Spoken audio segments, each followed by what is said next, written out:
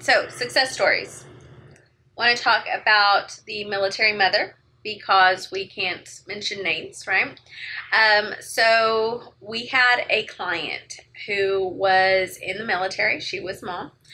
She had been in the military for several years.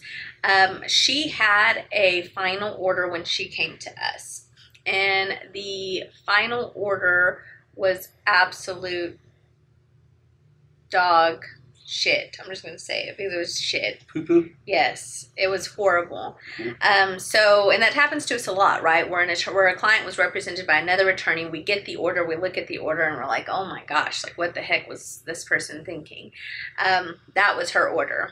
In essence, this order only provided her to have possession and access as mutually agreed upon by the father and her, which of course in this particular situation, the father was a complete jerk and would never mutually agree, which at the time that she had hired us, I think she hadn't seen her kids in like a couple years. It was like 2 years. It was crazy, and obviously she's in tears. She's very emotional, and then it's a horrible conversation to have to tell her, your order's not enforceable. There's really nothing that we can do at this particular point to make him let you see your children. Yeah, so this is one of those cases where you really feel bad for the person because, I mean, she was off serving the country, right? And she really wanted to be a mother. She really wanted to be involved. When I first talked to her the first time in the consultation, she was crying on the phone, right?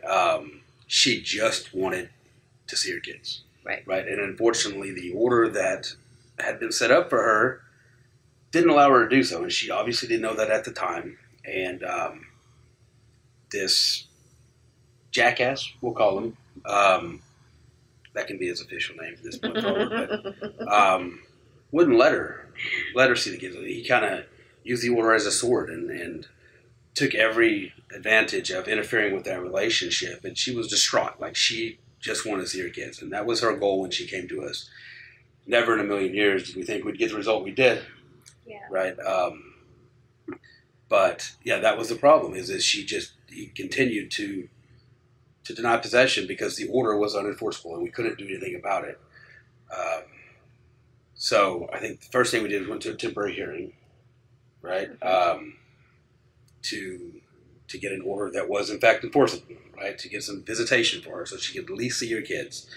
Because generally, the temporary hearing, we get in a couple of weeks, right? And so we laid down some visitation for her so she can make sure she had that relationship.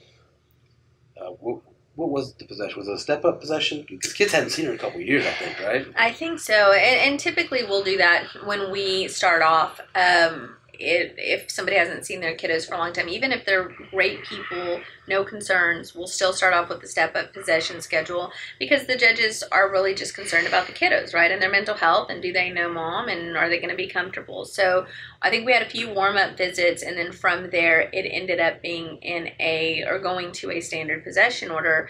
But I remember that there were several times when she would call me and how did your visit go? Was it good? And she'd say, I know that there's things that they're not telling me. Like they're very secretive. Like the youngest tried to say something and the oldest told them to shut up and not tell me things. And so she's like, I just know in my heart of hearts that there's things going on there, but I don't know what it is. My wife calls it mother's intuition. Yeah, it's a thing. And so, I kept telling her, well, you got to work on your relationship. We got to make sure that they get comfortable with you, etc. And so she did that. I think at some point, eventually, we ended up getting the kiddos into counseling. She would try to talk to dad to get information, but of course he was completely opposed to sharing anything with her about anything. And so that kind of went on for several months, right? I mean, where we were under that temporary order. I mean, he basically didn't want her to have anything to do with the kids.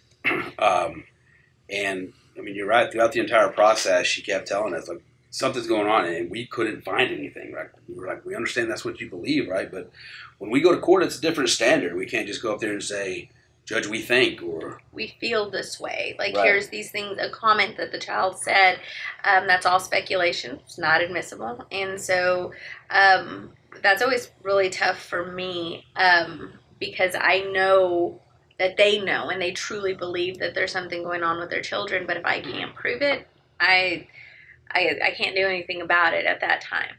And so in this particular case, we kind of knew because of the way Dad had been that it was only a matter of time before he was going to start acting out and doing stupid things.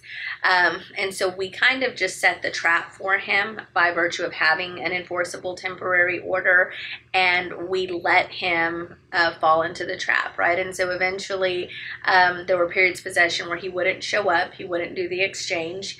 And so with that, we were able to file an enforcement against him. And then we had to have, a pretty big conversation with our client about, like, listen, if you really feel like there's something going on with your kiddos, then you're going to have to invest some money into this, and you're going to have to hire an investigator. And you're going to spend a pretty penny on this, because with what we have right now, we can't do anything with it. And so we refer her out to an investigator. I don't know how other firms do it, but anytime we hire an investigator, we will typically go in and have a meeting with the investigator and kind of explain to them, here's our concern, here's the things that we're looking at, and why we need to have this particular information, and kind of the issues that we've had with this person in the past, and we set up guidelines for them. And then we stay in contact with the investigator as they are investigating to figure out what the heck's been going on. And so in this particular case, this investigator, I think, became personally invested just because of the backstory and because of what she saw. And so... Yeah, this is one of those cases that was easy to get personally invested in. I mean, she was really fighting, and unfortunately the military doesn't pay their people enough, right? And so she was struggling to make it, and then we dropped this bomb on her of, you're going to have to hire an investigator. That's the only way we can get proof. And she did, and the investigator was able to find out that Dad wasn't living where he told us he was living, right? So hold on, I think we forgot, because if I remember correctly, and you have to remember this was like years and years ago, and we've had probably thousands of cases since then, but didn't we enter a final modification order on the standard possession order? Yes. And we did that strategically, right? I mean, so one of the things that I think that makes our firm great is that we actually stop down and we have what we call case strategy meetings where, Floyd and I, and oftentimes the senior paralegals will come in and we'll talk about, okay, what's the plan here? Like, how do we get to where we need to go? And we all have different opinions. We have different ideas. And a lot of times, mine are right. Floyd will tell me that I'm being an idiot, and I'll tell him he's being a jackass.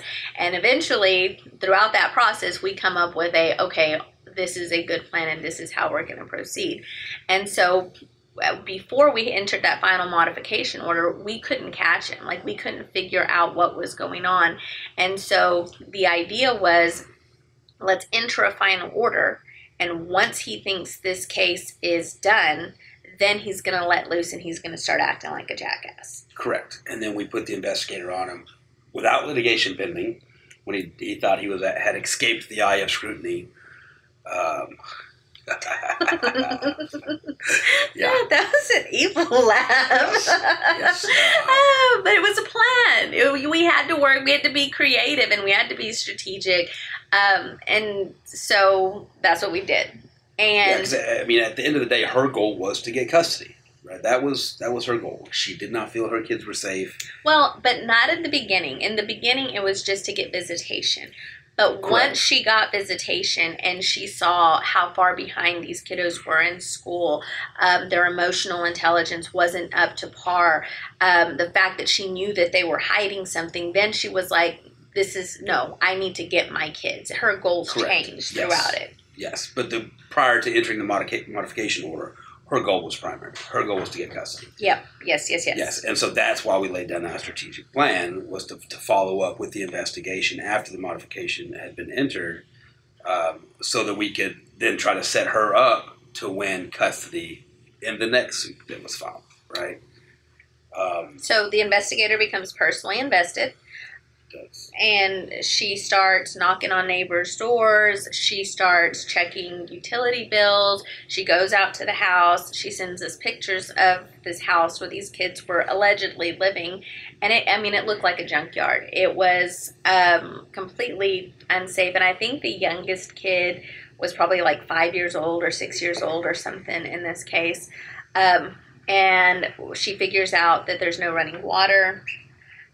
She talks to a neighbor, and the neighbor says, yeah, those kids are always playing in the street. They're running around with no shoes. They don't have jackets in the winter. They've come over and asked for food. And so we start really kind of diving into all of this stuff. I think we eventually figure out that somehow the kids were not enrolled in school, and Dad was taking them because he had to work. What he was doing, that's what it was. So he was salvaging old equipment, and he would take these kiddos with him to like New Mexico and to these random places and let them miss school because he had to go and he had to work. And so we get all of this information together within the course of a couple of months, and then we file. Yeah, I think we even found out that he did not have running water. Like there wasn't city water attached to the home. And so then we filed the modification. Did we file extraordinary relief? I think that we did. I don't remember if we did or not. You know the other thing that we did? So we waited until after she had her summer visit. And during her summer visit, we had put the kiddos in counseling. And I think that the counselor had indicated that the counselor had concerns about these kiddos, about some of the things that they had seen at Dad's house. I want to say that there was... Yep. And so I don't remember if we filed extraordinary relief or not, but we filed a petition to modify, and I know that we went in at the temporary hearing, and we were able to get custody. Yep. By we, I mean Shmoo. Me. Yes. You'll find that Christina will take a lot of credit for things I do. I was an integral part of the strategy and development of this case.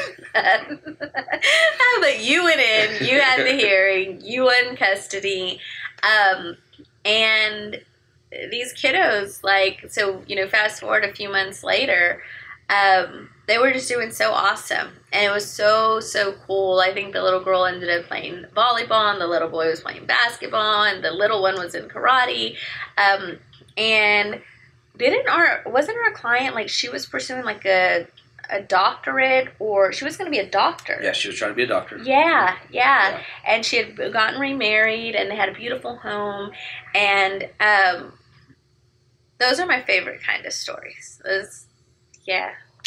Yeah, those are good stories. I mean, when she came to us, she was completely hopeless. She was completely broken. All she wanted was just to hold her kids, and just to give her that opportunity to hold her kids. That would have been enough for her. But to take that and then to work a plan, develop the plan, execute on the plan. And it wasn't just us, right? It takes the client listening to us and trusting us and following through with the things that we're telling her we needed from her.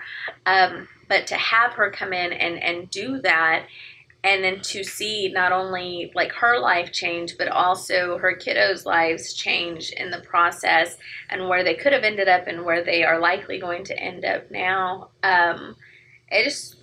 That's what makes all this stuff worth it. All the countless hours and the stress and the everything that goes with practicing this type of law. And it's easier to do when you have a good parent that actually wants to be involved, right? Some people are fighting just for the sake of fighting. This woman was legitimately fighting for a relationship with her kids, right? And so that makes it easier to win because it's genuine, right? And it makes it easier for us to be emotionally involved, even though we try not to be emotionally involved in the cases. Sometimes it's hard. For me, it's always hard. Yes, for sure.